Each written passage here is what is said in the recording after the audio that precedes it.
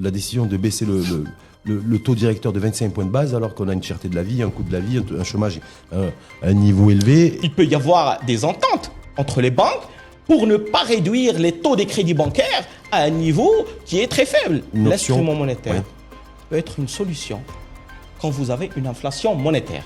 On voit bien que le kilo de viande rouge est en train de rebondir après avoir un petit peu chuté. L'inflation au Maroc revient en premier lieu au manque de la concurrence dans la plupart des marchés et au manque du contrôle des autorités économiques. Donc ce qu'il faut faire, c'est qu'il faut revoir justement toute cette politique monétaire au Maroc. Bienvenue Younes et Ahmed Douche dans l'émission de débat et format de débat 7e sens ou comment donner du sens au sens. Merci, c'est Rachid. C'est un plaisir de vous retrouver encore une fois. C'est un plaisir toujours partagé, Younes. Et Ahmed Douche, je rappelle, docteur en sciences économiques, professeur-chercheur en économie financière à l'université Ibn Tofel. Et je rappelle également que vous êtes consultant en financement auprès des entreprises. Tout ce qui est financement et entreprise. Et on se retrouve aujourd'hui parce que je rappelle que vous êtes un spécialiste de la politique monétaire, que vous suivez de très près avec des travaux très appliqués là-dessus. Parce que je vous connais, je vous suis depuis de longue date. Younes et Ahmed Douche, donc sur c'est un plaisir de faire votre connaissance. Plaisir partagé. Baisse du taux directeur, c'est la décision qui a été prise par le Wali de Banque Le Maghreb il y a à peu près 48 heures. Appliquée d'ailleurs depuis le 20, c'est-à-dire depuis hier, 25 points de base en moins. Quelle lecture faites-vous de cette décision politique qui a été prise par le Wali de Banque Le Maghreb? Parfait. Donc, cette décision de la baisse du taux directeur est une décision qui a été prise dans un contexte où nous avons maintenant une inflation un petit peu modérée et nous avons beaucoup de pression sur l'activité économique. Donc, justement, dans l'objectif, je dis toujours c'est un objectif théorique, et on va voir après pourquoi. Donc, dans l'objectif de relancer justement la consommation et l'investissement, et donc la croissance économique. Donc la Banque Maghreb a décidé de baisser son taux. Est-ce que vous avez été surpris, vous en tant que spécialiste de la politique monétaire? Moi, j'étais pas surpris. Apparemment, la communauté financière était pris de court. J'étais pas surpris. D'ailleurs, moi, je l'ai anticipé parce que on sait très bien, Banque Maghreb, comment elle prend les décisions. Donc, elle prend en considération. Cette fois-ci, on ne sait pas trop. Younes, cette fois-ci, on ne sait pas trop. Quelle est la réelle motivation qui a pesé dans la prise de décision du Wali de Banque Le Maghreb de baisser de 25 points de base le taux directeur? Pourquoi je vous dis ça? Parce que certains considèrent qu'effectivement, le contexte et la conjoncture mondiale est truffé d'incertitudes et d'inconnus. On le voit du côté des États-Unis, on voit ce qui se passe au niveau de l'Europe aussi et au niveau de la Chine, même si la Chine est en mode ne s'exprime pas pour le moment. Et que donc, du coup, pourquoi décider de prendre la décision de baisser le taux directeur de 25 points de base alors qu'on a une cherté de la vie, un coût de la vie, un chômage à un niveau élevé et beaucoup d'incertitudes? Bon, la Banque centrale au Maroc, vu les statuts qu'elle a, quand elle prend une décision, elle prend en considération en premier lieu, parce que c'est son objectif prioritaire, la stabilité des prix. Il y a un second objectif secondaire, c'est l'objectif, justement, de l'emploi, de l'activité économique, de la consommation, de l'investissement. Mais, ce qu'il faut savoir, c'est que nous avons l'objectif prioritaire de la maîtrise de l'inflation. Alors, quand la Banque centrale... Est-ce qu'il n'y a pas un flou à ce niveau-là? Oui, effectivement. Bien évidemment. L'attribut premier de la Banque centrale et de notre Banque centrale à nous, c'est la stabilité des prix. Est-ce qu'aujourd'hui, on le voit bien, il n'y a pas de stabilité des prix, il y a des volatilités des prix. Donc, est-ce qu'il y a cohérence ou pas, selon vous, baisser le taux directeur? Juste pour qu'on soit un petit peu clair, quand on parle d'une inflation modérée, on n'est pas en train de parler d'un retour des prix. Parce que la stabilité des prix, selon Banque Le Maghreb ou selon la plupart des banques centrales, c'est une inflation qui ne dépasse pas 2%. Mais une inflation, ça veut dire quoi? Ça veut dire que les prix augmentent, mais si c'est une inflation modérée, donc c'est une augmentation qui est modérée. Maintenant, quand on parle d'une inflation, par exemple, de 1%, et qu'avant, on avait une inflation de 6 ou de 7%, oui, ça veut dire que les prix ont continué à augmenter, ils sont arrivés à un niveau, mais cette augmentation a ralenti. Mais ça ne veut pas dire que les prix sont restés à un niveau élevé, on est bien d'accord. Exactement. Maintenant, si vous achetez le kilo de tomates à 12 dirhams, il va pas continuer à augmenter, mais il reste 12 dirhams. Mais il va pas revenir à 5 dirhams ou 4 dirhams. Donc c'est ça ce qu'il faut savoir. Quand je réduis le taux directeur de 25 points de base, c'est-à-dire la décision politique prise par le Wali de Banque El Maghreb, est-ce que le kilo de tomate qui est à 8, 9, 10 dirhams ou 11 dirhams le kilo, est-ce que le prix va baisser? Donc pour vous répondre à cette question, je demande un petit peu de temps pour que je puisse vous expliquer cette problématique de la transmission du taux directeur à l'économie réelle, ça veut dire au consommateur final et aux entreprises et à l'emploi, bien évidemment. Alors, pour parler de cette transmission, parce qu'une baisse, l'objectif théorique, c'est qu'une baisse du taux directeur, quand on fait une baisse du taux directeur, on veut relancer la consommation et l'investissement. Et pour faire ça, il faut prendre en considération le contexte marocain. Parce que moi je le dis toujours, la politique monétaire au Maroc n'est pas adapté aux spécificités de l'économie marocaine. Laissez-moi vous expliquer. Pour que la baisse du taux directeur puisse se transmettre à l'économie réelle, il faut que le marché bancaire et l'économie marocaine puissent aider cette baisse du taux directeur à se transmettre. C'est-à-dire le problème, c'est que le marché bancaire marocain, tel qu'il est, et la structure du système financier marocain, telle qu'elle est, ne permet pas au taux directeur d'impacter l'économie. Moi, je vais vous dire pourquoi. Il n'est pas répercuté parce que, premièrement, pour que le taux directeur puisse impacter l'économie réelle, il faut tout d'abord qu'il y ait une connexion entre le taux directeur et les taux des crédits bancaires. La Banque centrale, malheureusement, ne nous explique pas est-ce qu'il y a vraiment une corrélation entre le taux directeur et les taux des crédits bancaires. Quand je dis les taux des crédits bancaires, je veux dire les taux des crédits à la consommation, pour illustrer votre propos et votre raisonnement, c'est-à-dire que là, depuis hier, c'est effectif, 0,25 points de base qui ont été réduits. Donc vous dites, il faut aussi que les crédits qui sont distribués par les différentes banques commerciales puissent aussi impacter cette réduction à hauteur de 0,25. C'est ça que vous dites. Et que c'est pas forcément le cas? Théoriquement, on s'attend à une baisse justement des taux débiteurs. Dans les mêmes proportions? 0,25, 0,25? C'est l'objectif. C'est l'objectif. Le problème, c'est que ça va pas se passer. Et l'histoire de l'économie marocaine nous a montré ça. Vous pouvez le faire vous-même, et tout chercheur peut le faire. On peut prendre l'évolution des taux débiteurs, ça veut dire l'évolution des taux des crédits à la consommation, crédits immobiliers, crédits auto, etc.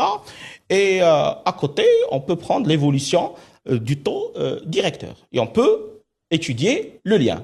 Alors, les études qui ont été faites dans ce sens montrent qu'il n'y a pas un lien qui est significatif. Ça veut dire que quand on a une baisse du taux directeur, il y aura peut-être une baisse des taux interbancaires sur le marché interbancaire, et donc le coût de refinancement des banques va baisser, mais est-ce que les banques vont répercuter cette baisse au coût de financement des entreprises et au taux débiteur? Il peut y avoir une baisse, mais la baisse n'est pas significative. Mais pour comprendre pourquoi cette baisse n'est pas significative et pourquoi il n'y a pas de transmission significative, il faut comprendre le marché marocain, le marché bancaire marocain. Vous savez, quand vous avez un marché qui a été libéralisé, il ne faut pas oublier que le système bancaire marocain a été libéralisé depuis les années 90 et début des années 2000. D'accord? Donc, quand vous avez un marché qui est libéralisé, vous avez des opérateurs qui sont libres et on a moins de contrôle. Il y a toujours une réglementation. On a moins de contrôle des autorités. À côté, vous avez bien évidemment un problème en ce qui concerne les jeux de la concurrence. Aujourd'hui, on doit se poser une question cruciale. Est-ce que le marché bancaire marocain connaît une concurrence ou est-ce qu'il y a des pratiques anticoncurrentielles? Et il faut revenir au rapport du Conseil de la concurrence. On refera aussi un débat là-dessus, ça nous aura l'occasion de nous revoir. Bien évidemment. Mais sur la baisse du taux directeur, c'est-à-dire il y a un lien. Oui, mais il y a un lien. Oui. Parce que quand vous n'avez pas de la concurrence, qu'est-ce qui se passe? Quand les banques vont voir que le coût de refinancement baisse, normalement, quand il y a de la concurrence, on va essayer de profiter de cette baisse du coût de refinancement et on va baisser les taux des crédits. Le problème, c'est que quand vous avez un marché oligopolistique, les banques, qu'est-ce qu'elles vont faire? Il peut y avoir des ententes entre les banques pour ne pas réduire les taux des crédits bancaires à un niveau qui est très faible. D'accord? Et donc, qui va souffrir de cette structure du marché? C'est bien évidemment le client de la banque. Et si le client de la banque ne profite pas de la baisse des crédits, ou des taux des crédits, donc bien évidemment, il va pas y avoir une relance de la consommation suite au crédit à la consommation, et il va pas y avoir une relance de l'activité ou de l'exploitation des entreprises. Donc ça veut dire clairement, le taux directeur, de toute façon, pour vous, en termes de lecture analytique, n'a pas d'incidence directe sur les taux de crédit. N'a pas d'incidence significative, n'a pas d'impact significatif. Il peut y avoir un léger impact, mais il n'est pas généralement significatif, d'après les études qui ont été faites dans ce sens. Donc, en tout cas, aujourd'hui, on se retrouve avec un taux directeur de 2,25. De 25, est-ce que ça laisse présager, on l'a dit tout à l'heure, alors parce qu'il y a deux phénomènes structurels aujourd'hui, j'ai bien dit structurels, à la fois le phénomène du chômage, qui a un niveau extrêmement élevé et qui malheureusement devrait poursuivre sa courbe de croissance selon les prévisions, et il y a la cherté de la vie. Cherté de la vie aujourd'hui, certains considèrent qu'effectivement, une baisse du coût du crédit, c'est-à-dire le coût de l'argent qui est mis à la disposition de nos concitoyens pour investir ou pour consommer, ce serait un soutien au pouvoir d'achat. Espèce de soutien direct. Alors, ceux qui considèrent que c'est un soutien artificiel, ceux qui considèrent que c'est un soutien réel, Younes et Madouche, vous faites partie de quelle école pensez-vous? Moi, comme je vous ai dit, quand on parle justement de la relance de la consommation et qu'on veut que les prix redeviennent un petit peu à un niveau faible, il faut contrôler les prix. Qu'est-ce que nous avons fait au Maroc? Contrôler juste les prix, c'est quoi? C'est la Banque centrale qui doit le faire? Parce que là, juste bien évidemment. Parce que qu'est-ce qu'on avait avant? Si vous revenez à la politique marocaine, à la politique monétaire marocaine, dans les années 70, qu'est-ce qu'on avait? Les banques n'étaient pas libres de faire ce qu'elles veulent. On encadrait la distribution de crédit et surtout on encadrait les taux d'intérêt. D'accord? Il y avait l'administration des taux d'intérêt. À la limite, pour l'encadrement du crédit, on sait très bien qu'il a connu quelques problèmes, mais il y avait plusieurs autres instruments de politique monétaire qui étaient intéressants, comme par exemple la sélectivité des crédits, comme par exemple le réiscante. Moi, j'invite les Marocains à chercher un petit peu l'histoire de la politique monétaire au Maroc. Alors, ce type d'instrument de politique monétaire qui existait avant a permis justement aux clients de la banque de profiter. Et si aujourd'hui on les applique, ça pourrait relancer l'économie. Parce qu'on ne laisse pas la banque faire ce qu'elle veut. D'accord? La banque centrale ou la banque commerciale? Parce que aujourd'hui, quand on est face à une volatilité des prix, vous dites effectivement, et c'est ce qui a été dit, pas vous d'ailleurs, par le Wali de Banque Maghreb Abdejouari, nous, le premier attribut de la banque, c'est la stabilité des prix. Ce qu'il faut revoir. Juste stabilité. Ce qu'il faut revoir. Aujourd'hui, on est en instabilité des prix. On le voit bien, mais d'ailleurs, encore dernièrement, malgré le fait que l'aide Kibir a été suspendu au bon vouloir enfin, en tout cas, on a encouragé la plus haute autorité de l'État a encouragé les Marocains à ne pas procéder à ces festivités. On voit bien que le kilo de viande rouge est en train de rebondir. Après avoir un petit peu chuté, on voit bien qu'il y a une volatilité des prix sur les produits de grande consommation alimentaire, sur le poisson, sur la viande, sur les fruits et légumes. Donc, on parle plus de volatilité des prix que d'instabilité. Est-ce que l'instrument monétaire peut être une solution, une option? L'instrument monétaire peut être une solution quand vous avez une inflation monétaire. Le problème, c'est qu'au Maroc, on n'a pas une inflation monétaire. Parce qu'il faut faire la distinction entre l'inflation monétaire et l'inflation non monétaire. L'inflation monétaire, c'est quoi? C'est quand la Banque centrale injecte de la liquidité sur l'économie et donc, il va y avoir de la liquidité qui est disponible, et donc la demande va augmenter, et donc les prix vont augmenter. Le problème, c'est que quand on cherche les sources de l'inflation au Maroc, elles ne sont pas monétaires. Les sources de l'inflation au Maroc, c'est quoi? Ou quelles sont les sources de l'inflation? Les sources de l'inflation au Maroc revient en premier lieu au manque de la concurrence dans la plupart des marchés. et au manque du contrôle des autorités économiques. Regardez ce qui se passe aujourd'hui pour le prix de la viande. Regardez ce qui se passe aujourd'hui pour le prix du carburant. Qu'est-ce que nous avons fait? Nous avons libéralisé, nous avons supprimé les subventions dans le cadre de la caisse de compensation pour le marché des hydrocarbures. Alors, mais nous n'avons pas mis de contrôle. Donc nous avons laissé les opérateurs sur le marché des hydrocarbures faire ce qu'ils veulent. C'est ce qui se fait également dans le marché bancaire. Et donc, quand vous avez cette situation, et quand vous avez l'État qui ne contrôle pas, est-ce qu'il se fait également quand vous allez prendre votre voiture... Est-ce qu'on va aller jusqu'au bout? Est-ce que ça se fait également au niveau du marché des fruits et légumes et des produits de consommation alimentaire depuis 2014, où on est rentré d'ailleurs dans un nouveau paradigme, depuis 2014. C'est le régime de fixation des prix par l'offre et la demande. Et que valeur aujourd'hui, en fait, jusqu'à présent, les prix étaient à peu près accessibles. Sauf que depuis 2022, ils ne le sont plus. Quand vous dites donc, le prix va être déterminé sur le marché par justement les jeux de l'offre et de la demande, en fait, vous parlez d'un marché libre.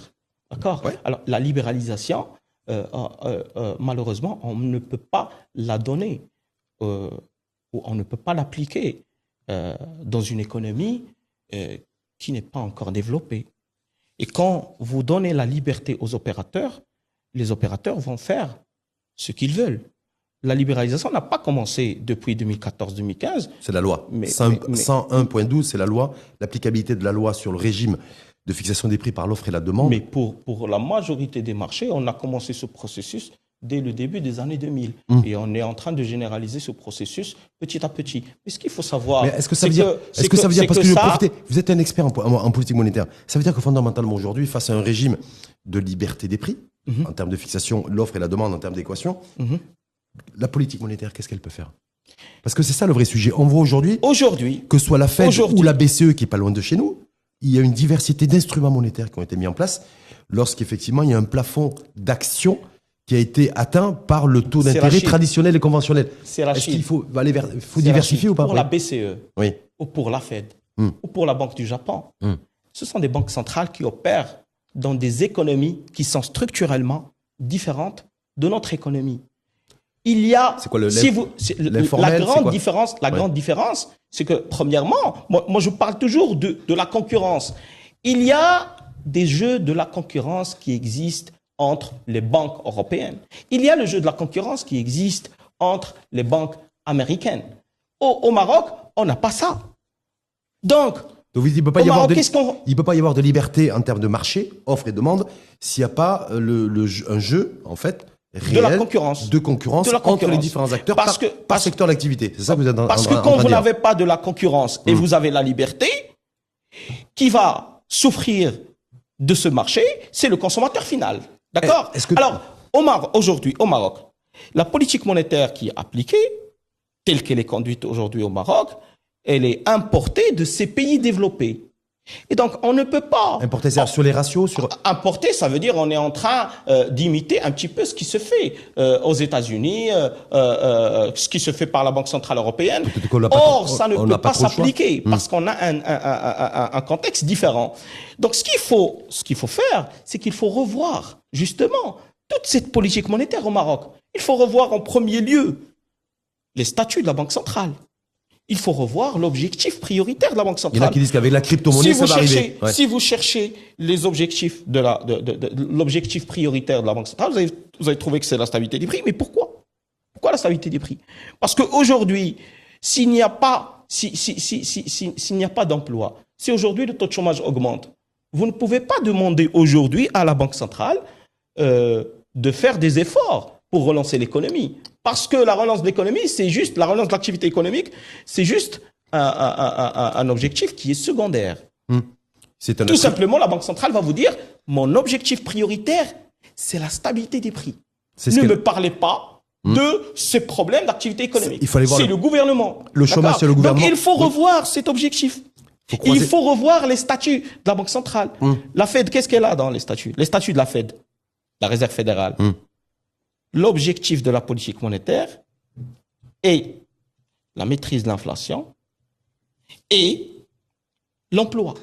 Justement là-dessus. Le même niveau, niveau d'importance. Avant d'aller sur l'emploi, il nous reste quelques minutes pour aller sur effectivement l'enjeu monétaire, en tout cas d'instruments monétaires, à la lumière un peu du chômage. Il y a la BCE qui a opéré apparemment la dernière baisse, moins 25 points de base également sur ses taux directeurs, parce qu'il n'y a pas un seul taux directeur, mais il y a des taux directeurs. Bien évidemment. La Fed, par contre, a décidé du statu quo. C'est-à-dire, et Jérôme Powell, qui est le président de la Fed, a fait cette déclaration sur laquelle je souhaiterais vous interpeller, Younes Madouche, en disant, voilà, moi, on n'a pas de visibilité, et la seule visibilité qu'on a, c'est un retour de l'inflation. Donc, du coup, statu quo, on attend de voir, et dans l'attente du prochain conseil monétaire de la Fed. Est-ce que là-dessus, et nous, au même moment, on baisse le taux directeur, considérant qu'on maîtrise l'inflation autour de 0,9%, même si les perspectives donnent un rebond de l'inflation à 2% en 2025-2026. Est-ce que là-dessus, on voit bien que les attributs et la responsabilité de la Fed, par exemple, et de Banque Leumi chez nous, sont vraiment différents. C'est ce qui a motivé d'ailleurs des décisions qui ont été prises différemment.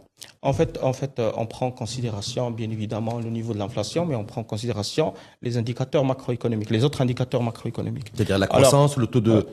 le chômage, ouais. L'investissement, ouais. Le taux d'investissement privé et public, ouais.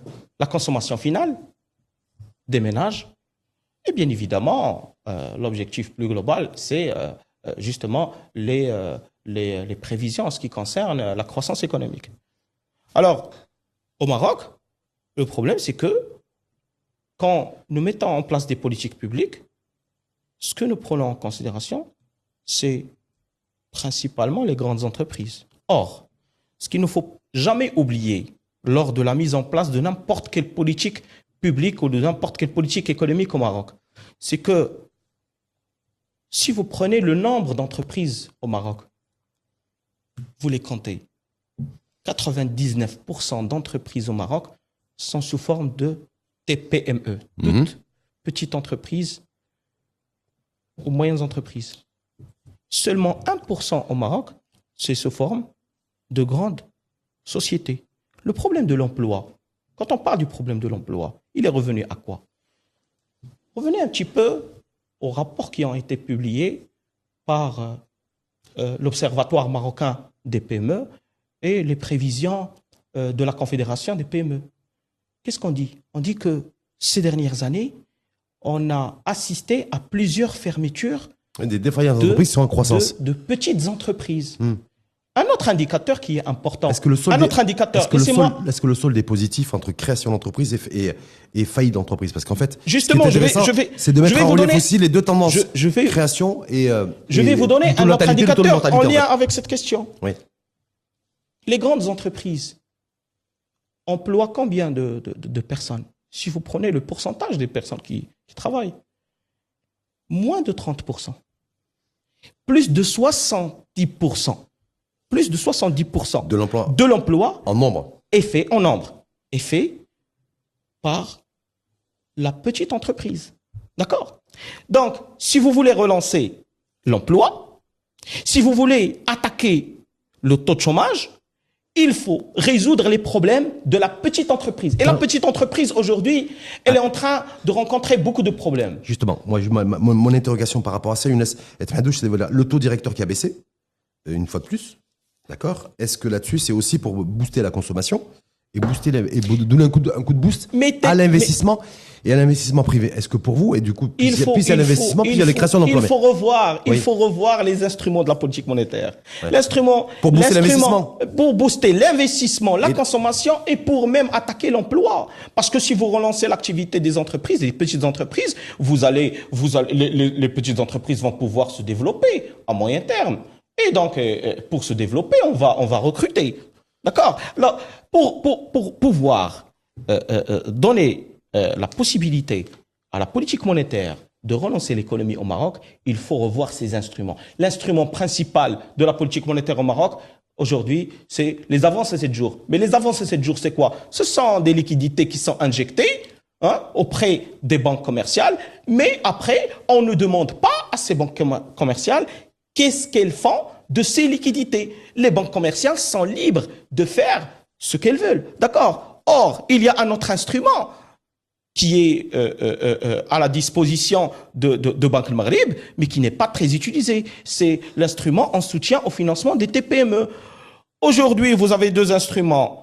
Un instrument non conventionnel qui est l'instrument en soutien aux TPME et vous avez un instrument de contrôle indirect qui est les avances à 7 jours. Mais les banques, quand elles vont trouver de la liquidité qui est disponible et que après on va pas leur demander qu'est-ce qu'elles font de cette liquidité, elles ne vont pas solliciter la Banque centrale à travers l'instrument en soutien justement au financement des TPME. Aujourd'hui, il faut baisser la liquidité qui est disponible pour les banques commerciales dans le cadre des avances à 7 jours. Et il faut leur pousser.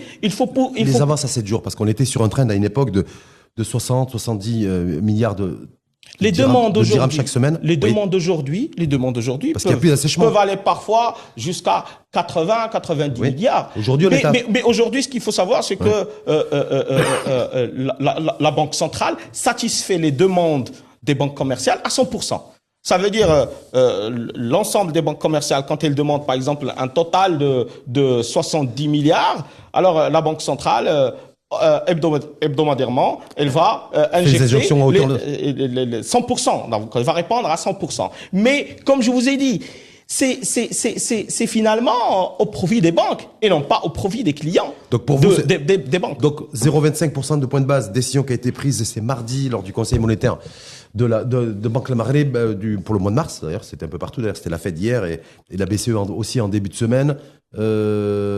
Aura peu d'impact significatif sur sur les crédits qui sont distribués pour booster la consommation et l'investissement. Vous dites qu'il ne faut pas s'attendre à ce qu'il y ait un... Il ne faut pas s'attendre. Parce que l'histoire nous a montré ça. Ouais. L'histoire nous a montré ça. Par contre, le vrai impact serait sur les marges d'intérêt des banques. Les banques vont profiter de cette baisse du taux directeur. Sauf si Banque le Maghreb veille à ce qu'elles soient répercutées comme elles doivent être répercutées, c'est ça? Pour le faire, il faut qu'elle réforme sa politique monétaire. Il faut qu'elle réforme ses instruments, sa stratégie monétaire et bien évidemment... Donc il n'y a pas que diversifier ces instruments, il y a réformer les instruments en prenant en considération les spécificités de l'économie marocaine. On n'a pas un marché qui est prêt à être libéralisé. Il faut revoir cette libéralisation. Donc, les prix ne baisseront pas grâce à la réduction du taux directeur et le chômage ne baissera pas. L'objectif de cette baisse, c'est pas la baisse des prix. Parce que la baisse du taux directeur, normalement, va relancer la consommation. Et s'il y aura un impact, il va y avoir une relance de la demande et donc peut-être les prix vont augmenter. Moi, je vous ai dit, c'est pour relancer la consommation, pour relancer l'activité économique. Il n'y aura pas d'impact significatif. Dernière question, c'est justement relancer la consommation, même si l'impact va être relatif. Est-ce qu'il n'y a pas le risque de relancer l'inflation? Quand certains considèrent que quand on adopte une politique monétaire keynésienne basée sur l'investissement et sur la consommation... Je ne crois pas parce que l'inflation n'est pas monétaire au Maroc. Et je ne crois pas qu'une baisse de 25 points de base va relancer l'inflation monétaire. C'est sûr que même si on donne un coup de boost à la consommation, vous dites il n'y aura pas de... Très léger et pas significatif. Merci Younes Madouche d'avoir participé à ce débat 7e sens, ramadanesque d'ailleurs. C'était dans tous les sens. On n'a pas de bouteille d'eau. Pas de bouteille d'eau, mais il y a de l'énergie. Vous avez donné toute votre énergie et toute votre expertise pour mieux saisir ces enjeux de baisse du taux directeur bancaire et taux d'intérêt, c'est-à-dire le coût de l'argent. Et son impact à la fois sur deux phénomènes structurels, à la fois la cherté de la vie et la stabilité, de l'instabilité des prix, alors que l'attribut premier de la Banque centrale, c'est de veiller à la stabilité des prix. Exactement. Et sur le chômage, qui est une problématique structurelle également, avec un taux de plus de 13,2%, 3%, et qui pourrait malheureusement, selon les spécialistes et les projections, augmenter en 2025, ce que nous ne souhaitons pas, mais qui pourrait malheureusement arriver. Merci à vous. Merci. Et à très bientôt. À très bientôt, cher Rachid. 7e sens, à suivre sur la chaîne l'ODJ TV et à réécouter sur R212, la web radio des Marocains du monde.